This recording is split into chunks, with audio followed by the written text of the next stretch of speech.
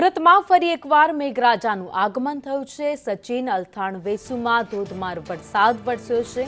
પીપલોદ આબવા ગામમાં વરસાદ નોંધાયો। અસહ્ય ગરમીથી ત્રસ્ત લોકોને રાહત મળી છે। 4 દિવસ અતિભારે વરસાદની આગાહી કરવામાં આવી છે। તો ફરી એકવાર સુરતમાં મેઘરાજાનું આગમન થઈ ગયું છે। ક્યાંક ઝરમર તો ક્યાંક ધોધમાર વરસાદ વરસી રહ્યો છે।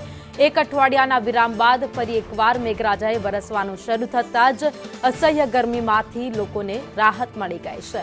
સુરત શહેરના સચિન અલથાણ વેસુ પીપલોદ આબવા ગામ સહિતના વિસ્તારોમાં વરસાદી માહોલ સવારથી જ જામ્યો છે। સુરત શહેરમાં અઠવાડિયાના વિરામ બાદ ફરી મેઘરાજાનું આગમન થયું છે।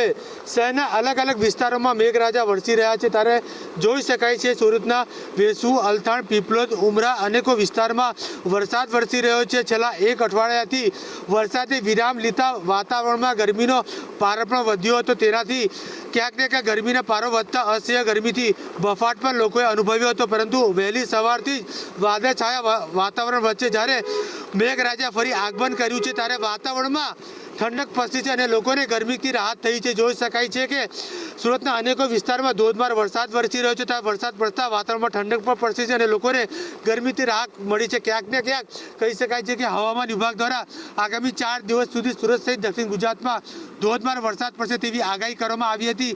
કારણ કે જે રીતે વેસ્ટર્ન ડિસ્ટર્બન્સ સર્જાયું છે તેની સીધી અસર ગુજરાત રાજ્ય પર જોવાઈ રહી છે। ત્યારે ખાસ કરીને દક્ષિણ ગુજરાતમાં પર વેસ્ટર્ન ડિસ્ટર્બન્સની અસર સીધી જોવાઈ રહી છે। તે જ રીતે સુરત શહેરના અનેકો વિસ્તારમાં ધોધમાર વરસાદ વરસી રહ્યો છે।